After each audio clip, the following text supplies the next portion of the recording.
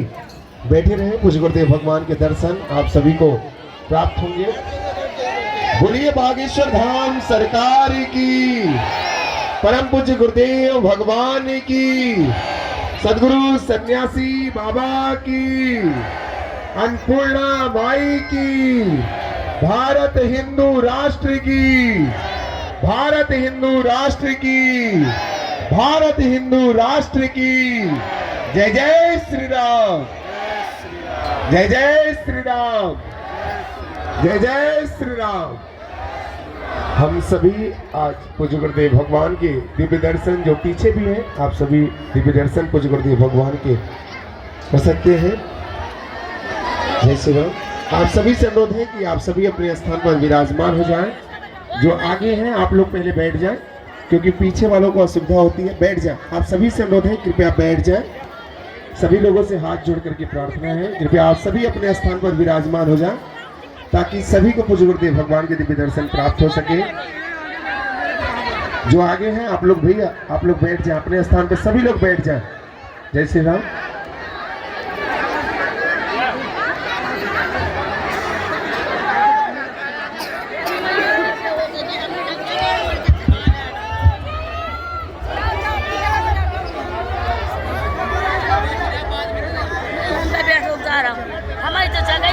अश्वत्थामा बलर्व्यासो हनुमानस्य विभीषणः कृपा परशुरामस्य सप्तैते चिरजीवनः। राम कहो भाई राम कहो, सिया राम कहो, जय राम कहो। राम कहो भाई राम कहो, सिया राम कहो, जय राम कहो। का दरबार है, हमें कल भी यहाँ रुकना है, कल भी दरबार लगाएंगे। आज भी विभूति बांटेंगे, कल भी बांटेंगे। और हाँ, पर्चा बने या ना बने, आप दरबार में आ गए, नारियल बांध दिया, परिक्रमा लगा लीजिए, दर्शन करे, बालाजी यहाँ विपदा सुना दी, पेशीवर शुरू कर दो, पक्का जाओ, काम हर हाल में होके रहेगा। बाईते बैठ जा, जगत जननी भवानी बैठ, होशियार न बन जाता, बैठ जाते हैं, बनी ठनी आई से होशियार बन गए, बैठ जा। तो बालाजी के दरबार में ऐसी लीला है, कृपा है, भले ही पर्चा ना बने, पर वो जो है सबकी अर्जी को स्वीकार करते। क्या करते हैं? कुछ लोग कहते महाराज हमारी अर्जी नहीं लगी हो। अरे भाई, अर्जी का मतलब पर्चा का बनना नहीं है, नारियल बांध देना, परिक्रमा लगा लेना और बालाजी का तुमको बुला लेना, यही अर्जी लगना है। तो हमारा तो उद्देश्य ही अलग है। हम चाहते हैं तुम्हें दरबारों में ना भटकना पड़े, हम चाहते हैं तुम्हें दर दर ना भागना पड़े, हम चाहते हैं तुम्हारी आंखों में आंसू ना रहे, हम चाहते हैं तुमको धक्के ना खाने पड़े, हम चाहते हैं कोई तुम्हारी मजाक ना बनावे, हम चाहते हैं तुम गुरुओं के चक्कर में ना पड़ो, हम चाहते हैं तुम सदा सदा के लिए हनुमान जी के चक्कर में पड़ो।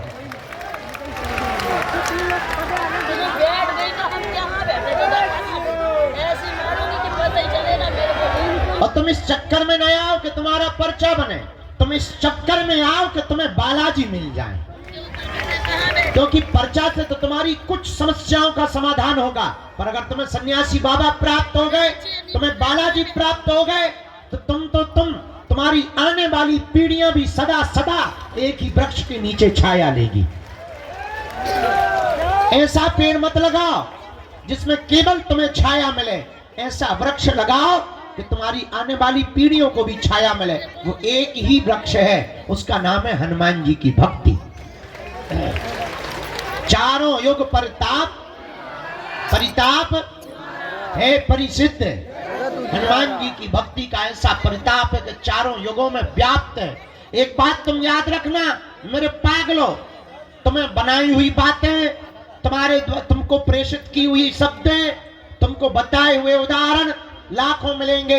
एक बात और याद रखना, हमारा उद्देश्य बहुत उल्टा है, हम थोड़ा उल्टा जीवन जीते हैं, हम बहुत विचित्र तरीके से जीवन जीते हैं। हम ये कभी विचार नहीं करते कि हम तुम्हारा पर्चा बना पाए या तुम्हारी मन की बात बता पाए या तुमको आश्चर्यचकित कर पावे या तुमको कोई चमत्कार दिखा पावे या तुमको किसी शक्तियों के बारे में आभास करा पावे। हमारा उद्देश्य सिर्फ इतना रहता है, तुम्हारा पर्चा बने या ना बने, तुम हनुमान जी के हो जाओ और तुम्हारा काम सफल हो जाए। इससे बड़ा कोई चमत्कार नहीं है, इससे बड़ी कोई लीला भी नहीं है। तुम जिस लिए आए हो वो काम सफलता के लिए आए हो। हम चाहते हैं कि तुम्हारा काम सफल हो जाए, पर एक बात याद रखना, भटकोगे तो खटकोगे, अटकोगे तो पा जाओगे। उनके चरणों को पकड़ लो, कब तक नहीं सुनेंगे। कबहू तो दीन दयाल के भनक पड़ेगी कान, कभी तो वो सुनेंगे। हाँ, भगवान के घर देर है, क्या नहीं है? अंधेर नहीं है। तंत्र मंत्र तांत्रिकों के चक्करों में तुम्हें बातें बहुत मिलेंगी, ठड़ूला मिलेंगे बात, लेकिन बहुत ज्यादा जीवन में तुमको एक लंबे समय तक के लिए सुख और आनंद पाना है, जन्म जन्म के लिए तुम्हें कृपा पानी है, उसके लिए तुम्हें हर हाल में हनुमान जी का बनना ही पड़ेगा। आज की बात तुम्हें हमारी कड़वी लग सकती है, आज की बात तुम्हें यह भी लग सकती है कि शायद इस प्रकार से बातें क्यों कर रहे हैं।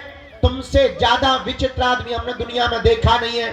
तुम 4 दिन में अपना गुरु बदल देते हो, तुम महीने भर में अपने भगवान बदल देते हो, तुम दरबार बदल देते हो, कुछ लोग तो अपना धर्म तक बदल देते हैं। हमें तुम लोगों से ज्यादा वाहियात आदमी नहीं दिखाई पड़ा। हम यही तुमको शिक्षा देंगे, तुम हमारे भी चक्कर में मत पड़ो, तुम हमारे भी पीछे मत पड़ो, तुम हमारी भी बातों में मत आओ। उठ जाओ, खड़े हो जाओ। जिनसे हमारी बिगड़ी बनी, जिनसे लाखों लोगों की बिगड़ी बनी, तुम भी उन्हीं बालाजी और सन्यासी बाबा के हो जाओ। वो सब सुन रहे हैं, वो सब देख रहे हैं, उन्हें सब आभास है। और तुम ये मत समझो कि तुम्हारी पुकार उन तक पहुंची नहीं। वो देख रहे हैं कि तुम्हारा धैर्य कितना है, वो देख रहे हैं कि तुम कब तक नहीं अधैर्य होते हो, वो देख रहे हैं कि तुम कितने क्षण के अंतिम क्षण तक टिकते हो, वो देख रहे हैं कि तुम्हारी श्रद्धा और आस्था कितनी मजबूत है। इसलिए डगो मत, डिगो मत। और जरूरी नहीं तुम बागेश्वर धाम आओ, तुम्हें हमारे जैसा आदमी भी नहीं मिलेगा। जरूरी नहीं तुम बागेश्वर धाम आओ, तुम जहां रहो वहां से भक्ति करो, वही तुम्हारे लिए बागेश्वर बालाजी है, वही तुम्हें सन्यासी बाबा है, वही तुम्हें दादा गुरु है। जब तुम्हारी क्षमता हो जाए, जब तुम्हारे जेब में व्यवस्था हो जाए केवल आने की, जब वो पुकार लगा दें, तब दौड़े दौड़े उनकी चरण शरण में चले आना। हम तुम्हें दावे के साथ कहते हैं कि तुम्हें हम पूरी जिंदगी क्या, कई जन्म भी ना मिले, तब भी तुम्हारा कोई काम नहीं रुक सकता। काम तो तुम्हारा होकर के रहेगा, क्योंकि काम तो उन्हें करना है, और जिन्हें करना है तुम उन्हें पकड़ो, जिन्हें कृपा करनी है तुम उन्हें पकड़ो। हमें तो कुछ करना नहीं है, हम तो खाली खोखला है, खाली मशीन है, उल्लूनाथ आदमी है, महापागल आदमी है, अनपढ़ गवार गांव के देहाती है। हमें तो जो काम सौंपा गया उनके द्वारा कि तुम्हें ये करना है, तुम्हें हिंदुओं को जगाना है, तुम्हें खोई हुई आस्था को वापस लाना है, बस वो काम में लग गए। और कोई हमारा काम ही नहीं है। हमारा काम केवल तुम्हें हनुमान जी से जोड़ना है, बाकी का काम उनका। एक बात और हम तुम्हें बता दें, अगर वो काम सफल नहीं करेंगे तो नाक हमारी नहीं कटनी, उनकी कटनी है। तो हमसे ज्यादा अपनी नाक की चिंता उन्हें है, क्योंकि बड़ी नाक वाले वो हैं, हम नहीं है। हमारी कोई नाक क्या है, हमें अपनी औकात पता है कि क्या थी और क्या है। हम अपनी औकात को बहुत अच्छे तरीके से जानते हैं। तो जो भी कृपा कर रहे, जो भी नाम है वो हनुमान जी का है। तुम चिंता मत करो, तुम्हारे काम की चिंता, तुम्हारी सफलता की चिंता, तुम पर कृपा करने की चिंता तुमसे ज्यादा बालाजी को है, क्योंकि उन्हें अपने नाम की पड़ी है। इनके घर देर है, क्या नहीं है? जोर से बोलो, अंधेर नहीं है। इसलिए किसके चरण पकड़ना है? बालाजी के। जोर से बोलो, बालाजी के। एक बात से तुम्हें बात समझ में आ जाएगी। बहुत से लोग कहते हैं कि हम पर भगवान की कृपा क्यों नहीं होती। जरा माइक तेज करो, एक बात से बात समझ आ जाएगी। एक छोटा सा उदाहरण हम तुमको देते हैं। किसी गांव में एक आदमी रहता था, जोरू का गुलाम, लुगाई का गुलाम। होते भी हैं, ऐसी कोई बड़ी बात नहीं है। वो लुगाई का बहुत आज्ञाकारी था, जैसे कई चेले होते ना गुरु का आज्ञाकारी।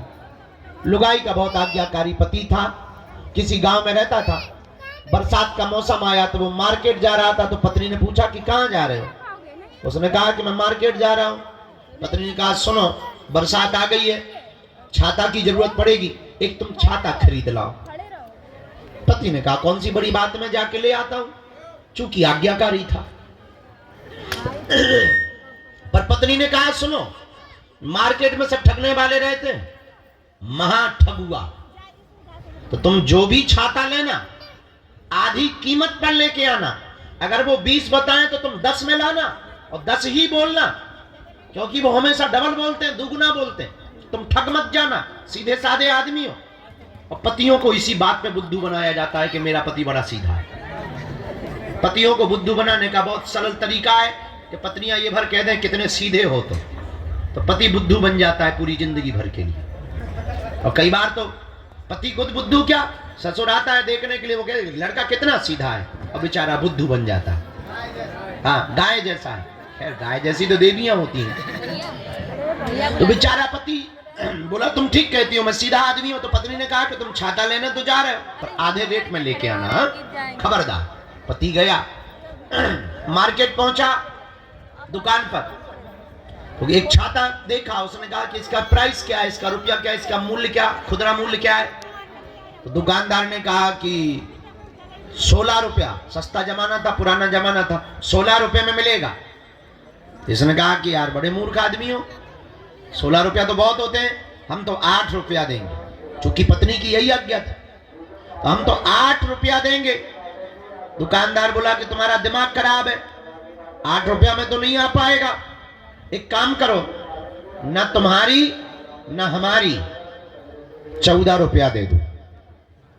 पति बोला तब तो हम 7 देंगे। तो आदमी बोला तब तो हम 7 रुपया देंगे। दुकानदार बोला क्या खा पी के आए हो सुबह सुबह से, हम घटा रहे हैं तो तुम भी घटा रहे, तुम्हें बढ़ाना चाहिए।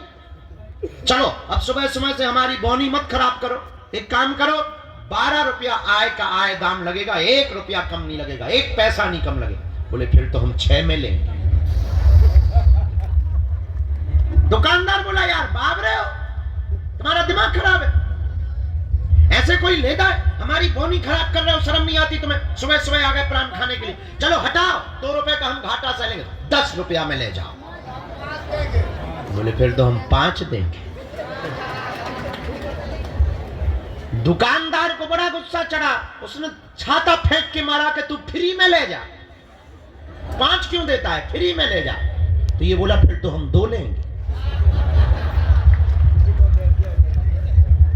अब पूरे दिन दुकानों पे घूमता रहा, एक छोटी सी वस्तु छाता नहीं उसने ले ही नहीं पाया, मिली ही नहीं। पता है क्यों? क्योंकि वो एक भाव पे नहीं टिका था। एक भाव पर ना टिकने के कारण मार्केट की दुकानों से एक छोटी सी वस्तु छाता नहीं मिल पाया, छाता नहीं खरीद पाया, और तुम एक भाव पे बिना टिके परमात्मा को या हनुमान जी को पा पाओगे। जब छाता तुम्हें एक भाव पर टिके बिना नहीं मिल सकता है, तो क्या ये परमात्मा तुम्हें एक भाव पे बिना टिके मिलेगा? नॉट पॉसिबल, संभव नहीं है। इसलिए मेरे पागलों, तुम्हें ये कहानी बता के हम तुम्हें जगाना और बताना चाह रहे कि भटकोगे तो अटकोगे, अगर तुम अटकोगे तो पा जाओ, भटकोगे तो एक दिन तुम्हें अटकना पड़ेगा। और हो सकता तुम्हारी मनोदशा ऐसी हो जाए, मनोवैज्ञानिक कहते हैं, विदेशी दार्शनिक भी कहते हैं कि कई बार, बहुत बार जब धक्के खा लेते हैं तो आदमी का भगवान से भरोसा उठ जाता है, डॉक्टरों से उठ जाता है, गुरुओं से उठ जाता है, टीचर्स से उठ जाता है, पड़ोसियों से उठ जाता है। बहुत धक्के खा लेने के बाद भरोसा उठ जाता है। हो सकता तुम्हारा भरोसा उठ जाए, पर तुम्हें भगवान पे भरोसा ना हो, और कई बार भगवान तुम्हें मिल भी जाए तब भी तुम्हें लगे अरे इस समय ऐसे ही होते। हो सकता तुम असली हीरा को पत्थरों की तरह फेंकते रहो। इस बात से ये समझो, एक कथा से तुम्हें ये बात समझ आएगी। फिर दरबार लगाते हैं। किसी गांव में एक राजा रहता था। राजा बहुत सम्राट था और पहुंचा हुआ राजा था। उससे सब मिलने के लिए आते थे। और आपने शायद एक कहानी सुनी हो, बहुत प्रसिद्ध कहानी रही, एक पुस्तक चली थी बहुत पहले, आपने उसको पढ़ा होगा, हमने तो बहुत पढ़ा, बेताल पच्चीसी। बेताल पच्चीसी की कहानियां आपने पढ़ी होगी कि बेताल वो पीछे चिपक जाता है। उसका सीरियल भी बाद में बना, टीवी पिक्चरों में उसका सीरियल भी बहुत आया। तो बेताल पच्चीसी नाम की एक पुस्तक छपी थी, उसमें एक कहानी बहुत अद्भुत थी, वो हमें बहुत काम की लगी। कि एक बार विक्रमादित्य राजा बैठे हुए थे, उसी समय कोई फक्कर महात्मा फकीर गांव के महात्मा आए। राजा रोज सुबह बैठते थे, लोग उपहार लाते थे, कोई माला लाता था, कोई पैसा लाता था, कोई मोहरे लाता था, कोई सोना लाता था। राजा अपने मंत्री को देता जाता था, राजकोष में लिखता जाता था। एक साधु आया, उसने एक फल दिया। राजा ने लेने से मना नहीं किया, पर साधु की हुलिया देखकर लगा कि ये कोई पागल आदमी है, गांव का आदमी है, कोई है तो साधु महात्मा, पर अब इनसे क्या बात करनी है, और इनसे लेना भी नहीं चाहिए, पर फल दे रहा है तो मना नहीं करनी चाहिए। फल ले लिया, मंत्री को दे दिया। ना साधु ने बात की, ना राजा ने बात की। और आप आश्चर्यचकित रहेंगे कि वो महात्मा रोज आया, रोज एक फल देता और चला जाता। राजा रोज फल लेता और रख लेता। ना महात्मा ने बात की, ना राजा ने बात की। 10 साल गुजर गए फल देते देते।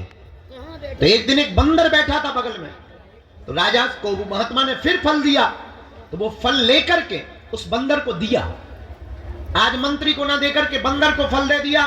बंदर ने जैसे ही खाया तो उसके फल के बीच से एक चमकता हुआ बेशकीमती हीरा गिर गया। राजा चौंक गया, आज तक इतना बेशकीमती, इतना चमकीला, इतना बड़ा डायमंड, इतना बड़ा हीरा उसने देखा ही नहीं था। चौंका, महात्मा को रोका, ठहरो, और आप 10 साल से हमें देते क्या रहे? महात्मा बोले यही तो देते रहे जो आज दिया। मंत्री को कहा कि 10 साल से जो फल मिलते रहे वो कहां है?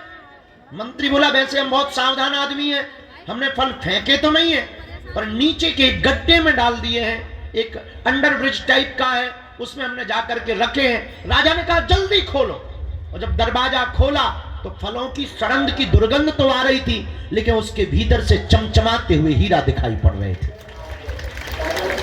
ये कहानी शायद तुम्हें समझ में नहीं आएगी, पर थोड़े से समझने से तुम्हें समझ में आ जाएगी कि वो राजा साधारण फल समझ के फेंकता रहा, तो बेशकीमती हीरा को फेंकता रहा, ना पहचान पाया। अगर वो पहले दिन ही पहचान लेता, शायद कुछ और बड़ा पा जाता, शायद कुछ और जान लेता, शायद गुरु की कृपा और पहले पा लेता। पर कई बार हम लोग जानबूझ करके एक भूल कर बैठते हैं, असली हीरा को फेंक देते हैं, और कई बार नकली पत्थर को हीरा समझ लेते हैं। अब वो तब होता है जब आप दर दर भटकोगे तो असली चीज को छोड़ दोगे, नकली चीज में तुम पड़ जाओगे, बर्बाद हो जाओगे। इसलिए मेरे पागलों, तुम आज तक नकली चक्कर में पड़े हो, तंत्र मंत्र हमारे चक्कर में, ये सब नकली चीजें हैं। असली डायमंड का नाम है बालाजी, जिनसे हमने बालाजी से कृपा पाई है। तुम भी उनको पकड़ लो, तुम भी उस बेशकीमती हीरा को पकड़ लो, तुम भी उस बेशकीमती डायमंड को पकड़ लो। याद रखना, इन्होंने सबकी बिगड़ी बनाई, तुम्हारी भी बिगड़ी बनाएंगे, पर एक दिन में किसी की नहीं बनती। हमें भी 12-12 साल तक माथा रगड़ना पड़ा, हमको भी धक्के खाने पड़े, गालियां खानी पड़ी, सेवा करनी पड़ी, रातों भर जगना पड़ा, दिनों भर मंत्र जाप करने पड़े, दिनों गुरुओं के पास जाना पड़ा, गुरु की सेवा करनी पड़ी, सन्यासी बाबा की उपासनाएं करनी पड़ी, तब जाकर के छोटी मोटी सी किरण, छोटी मोटी सी जुगनू, छोटी मोटी सी आशीर्वाद, छोटा मोटा से चरणों का प्रसाद मिल पाया। ये भी एक दिन में नहीं हो पाया, 12 साल लग गए। आप चाहो कि 12 दिन में तुम्हें हो जाए तो शायद इतनी बड़ी घटना नहीं हो सकती है। याद रखना, बिल गेट्स को, एक बहुत अमीर आदमी है दुनिया का, बिल गेट्स, उससे पूछा कि आप रातों रात अमीर बन गए, इसका राज क्या है? उसने मुस्कुराते हुए कहा कि हाँ सच है, मैं रातों रात अमीर बन गया हूं, पर ये किसी को खबर नहीं है वो रात कितनी लंबी थी। इसलिए तुम हमारे पास आए हो तो केवल पर्चा बनवा भर के मत जाओ। पर्चा बनवा के अगर तुम चलेगा तो तुमसे बड़ा उल्लू और बुद्धू हम दुनिया में कोई नहीं समझेगा।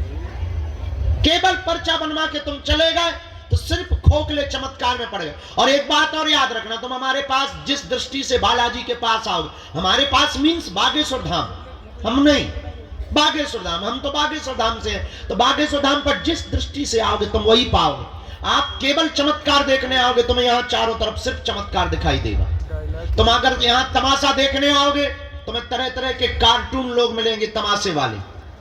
अगर तुम सिर्फ खाने आओगे तो भंडारे में सिर्फ तुम्हें पूरी मिलेगी। अगर तुम चाय पीने आओगे तो जगह जगह तुम्हें होटल मिलेंगे चाय के। अगर तुम मंदिर दर्शन करने आओगे तो तुम्हें लंबी लाइन और धक्के मिलेंगे। अगर तुम बागेश्वर बाबा से सेल्फी लेने आओगे तो सिर्फ फोटो मिलेगी और तुम्हें कुछ नहीं मिल पाएगा। तो तुम जिस दृष्टि से आओगे तुम वो पा पाओगे। पर हमें लगता है बेहतरीन दृष्टि वो है जो इसलिए आए कि वो बालाजी का हो जाए और बालाजी तुम्हारे हो जाए।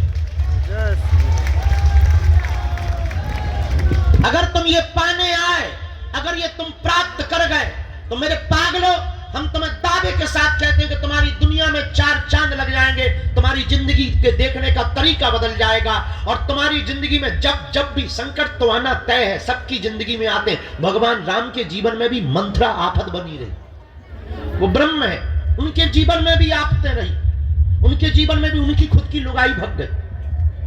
अब अगर आज के जमाने में राम जी होते तो तर्क करने वाले लोग ये कहते, वाह काहे के भगवान खुद की लुगाई छुपा नहीं पाए, खुद की लुगाई को संभाल नहीं पाए हैं, उसी को चोरी करवा लिए, हमारी क्या खाक रक्षा करेंगे।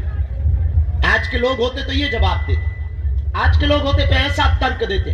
पर ब्रह्म भी इस पृथ्वी पर आए तो उन्होंने भी यातनाएं, उन्होंने भी कष्ट सहे, पर ब्रह्म ने कष्ट सह करके लीला की है। भगवान ये बताना चाह रहे हैं कि संकट कितने भी आए घबराना नहीं है। तो तुम्हारी जिंदगी में संकट आएंगे पर अगर तुम इनके हो जाओगे तो तुम्हें एक बल रहेगा कि सन्यासी बाबा तो है,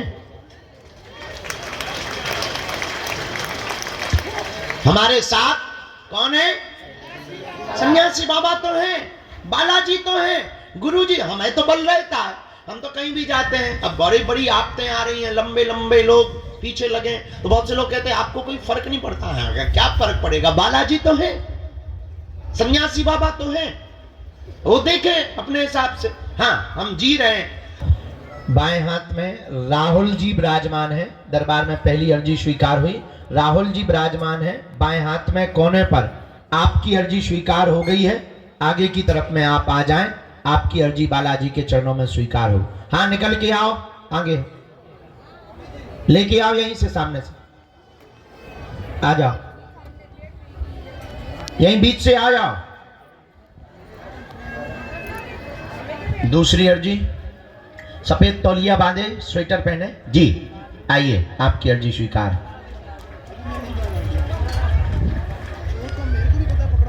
तीसरी अर्जी जो स्वीकार हुई, पंडाल में सबसे लास्ट में माताजी जो पीला रंग का शॉल डाले हुए हाथ जोड़े हुए खड़ी हैं। हाँ हाँ आ जाओ माताजी, तुम्हारी अर्जी स्वीकार हो गई है, यहीं से आ जाओ, चलिए आओ सीधी। रामचंद्र भगवान की। वो जो माताजी पीला शॉल डाले हुए चली आ रही एकदम सामने से, हाथ में पॉलीथिन लिए, उनको चलिए आओ, थोड़ा जल्दी चलिए आओ माता। राम राम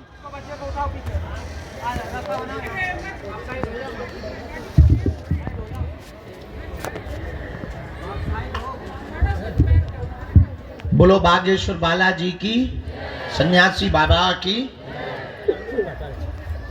अच्छा, यहाँ एक काली शॉल सिर पर डाले हुए दादाजी बैठे हैं, सिर पर डाले हुए काली शॉल, जो स्वेटर पहने हुए। हाँ ये बैठे सामने में, उनको भैया खड़ा कर दो, दादाजी खड़े हो जाओ।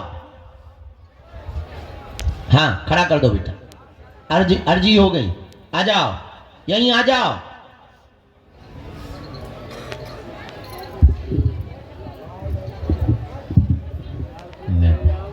यहाँ नेपाल वाले बैठे भैया, बाएं हाथ, पधारो, आपकी अर्जी स्वीकार है।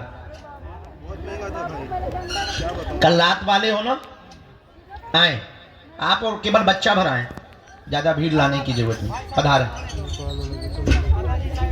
राम कहो, सीताराम, गुरुजी सीताराम।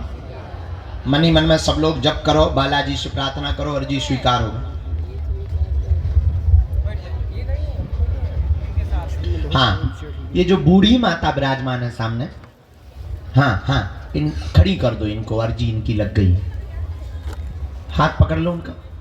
साथ में कोई मत आई,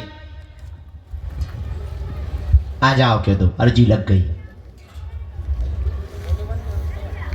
संग है कोई इनके, आ जाए वो, जय, बैठ जाओ। हम सबसे लास्ट में हती वही हो। ठीक है, बैठ जाओ।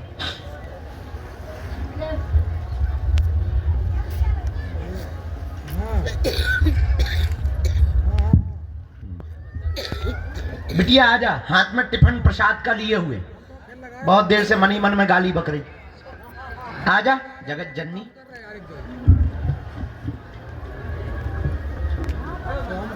प्रसाद लेके जो आई बच्ची, उसको भी प्रवेश करवा। राम, गुरुजी सीताराम।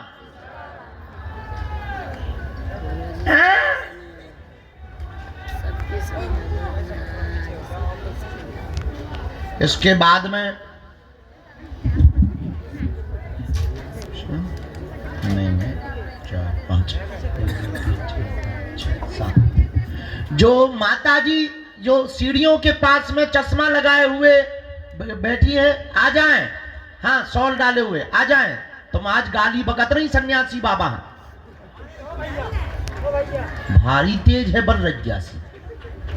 यहीं से उतर जाओ नीचे, देख लिया भैया, उनको आने देना अंदर, यहाँ गेट से। उल्टो सीधो बोलत रही गुरुजी।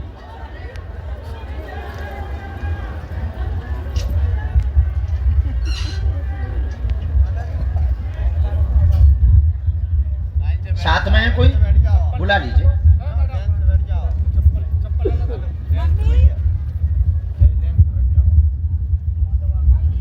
राम कहो, साधु जी।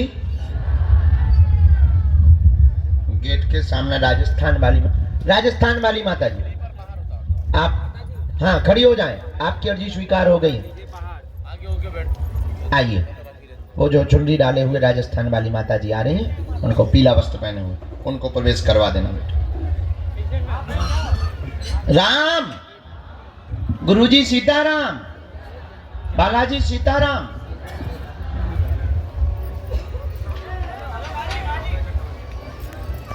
इन्हीं को आने दो, इन्हीं को आने दो, हमें इन्हीं को बुलाया। ये सीढ़ियों के पास बैठी थी। खुशी रहो।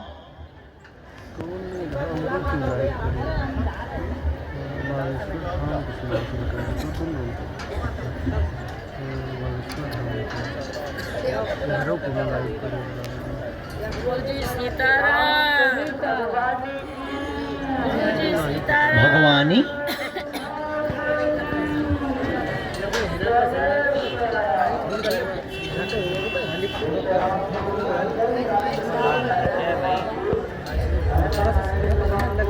जगह ही नहीं है, जगह है अपने बना रहे हैं। गुरुजी मोरा टोकन बनो 2 महीना को, 7 तारीख को बनाओ तो अपने बुलाओ। नेपाल में कौन सी जगह रहते हैं? क्या बुलाया उनको?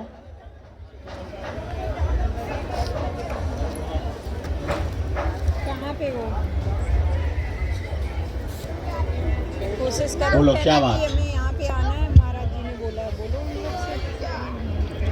मम्मी इनको लेकर 12 साल से तकलीफ है। कहाँ रहेगी? बैठी रहो, बैठी रहो। अर्जी लग गई है, आ माता जी इधर बैठ जाइए, बैठ के बैठो। पढ़ो। बेटा बीमार, दिमागी दिक्कत, परेशान रहता, तंत्र मंत्र के कारण मानसिक दिक्कत भी बन गई, शरीर में भी दिक्कत बनती, प्रयोग किया गया, गंदी शक्तियों का प्रभाव है, बहुत ज्यादा पूरे शरीर में दिक्कत बनी हुई, बहुत पुराने तंत्र का प्रयोग है, टोटका बॉडी को बांधा गया है, दवाइयों से असर नहीं हो रहा है, आराम नहीं लग रहा है, वह बहुत ज्यादा उत्पात मचाने लगता है। 2011 में तंत्र का प्रयोग किया गया है, तंत्र कट जाएगा, कृपा हो जाएगी, आशीर्वाद है। यही है बराबर। हेलो, अरे वाह, खुश रहो। हैं